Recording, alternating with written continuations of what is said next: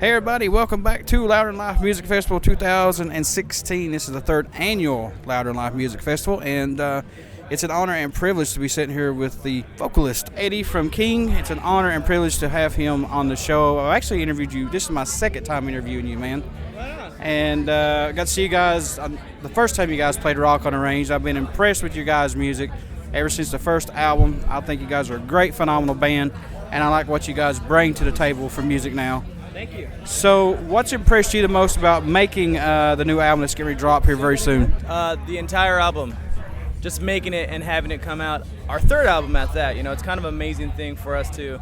We didn't know how long this band would last. I mean, when we started it, it was a side project, and we all had regular jobs, and we were just dudes, you know, working and going through life. And all of a sudden, you know, we were signed and we're on tour. So, to have a third album coming out is phenomenal. So that's great. Yeah, Breathe in the Water, October 7th. This is the day before my birthday, so it's a pre-birthday present for me, as I should say. So this, just like you said, this is the third album. If I could turn the freaking page here, we'll be doing all right. Who produced this album? I saw something where it was Machine from Clutch. Is that right or no? Okay. Yeah, Machine. He produced 3 Clutch albums. He's produced a lot of other stuff. I know he did a Lamb of God record, and you know, he did our record, did the Crowbot records. So, you know, we were prompted to work with. Actually, he came after us, and he was the only guy within the handful of producers who knew exactly what the band was and what was it about, you know, because all the other producers were like, yeah, sure, I could make a record. I make hundreds of records. And it was just kind of nonchalant, whereas Machine was like, I know your records, I know what happened here, and what's up with that song Electric Halo. It sounds nothing like the rest of the record, like what's going on there. So he knew, and he had the vision for he had a vision for us, so we went with it.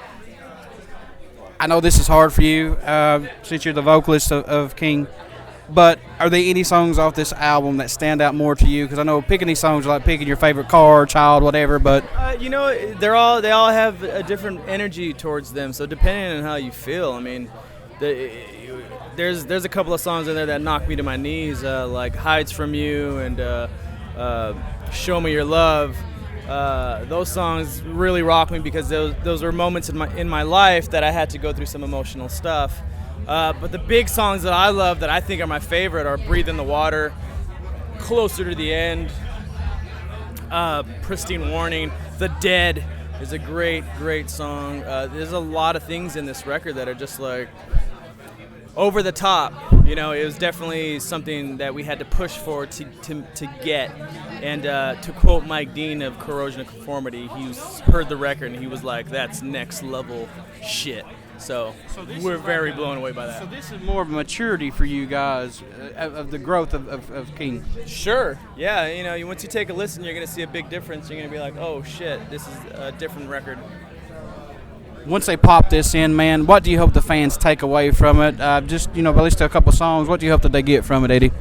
You know what? I hope anyone who buys the record can listen to it from beginning to end. You know, definitely come from the old school of the Jimmy Pages and the Tony Iommi, those Zeppelins and Sabbath records that take you on a journey from start to finish, and you could hear every song and you're like, yeah, that was, you know, you put that record in, and it's almost like a concept album where you listen to the first song and you listen to the last song and it all intertwines and makes you feel real good. I've got to see these guys once. I'm going to get to see them again here shortly, and I can't wait. What can fans expect at a show from the Mighty KYNG when they get to see you guys live? Oh, just high energy for a bunch of fat old dudes. You know, we get up there and we just sweat and rock and destroy everything in sight. You know, our drummer, Pepe Clark, is a beast, so he's worth price of admission right there just to watch the guy destroy everything. It's good. I think Tony is one of my top 5 bass players right now, too. Oh, right on. Tony's a hell of a bass player, too. He is. That he is. What are you most looking forward to this weekend, well, the last day of Louder Than Life? Any bands that you've not got to see yet that you want to see? We got Seven Dust, Clutch, Pop Evil, Skillet. No. I've seen them all. Seven Dust, great guys, great band. Clutch, we're on tour with them, so I get to see them every night anyhow, and I love them to death. Zach Sabbath, very cool band. Crowbot, our boys, they already played. Slipknot, I've seen. Disturbed, I've seen. Korn, I've seen Alter Bridge. I've seen them all. Ghost. I've seen them all. Yeah. I'm really here for King. Breathe in the Water comes out October 7th, guys. That's next week, so be sure to grab this album. And let me tell you something, King does not disappoint. So, Eddie, my friend, thank you so much. And as a fan, thank you guys. Trivium's here. They're cool. Yeah. Thank you guys for your music as a fan, man. Thank you, brother. Appreciate it.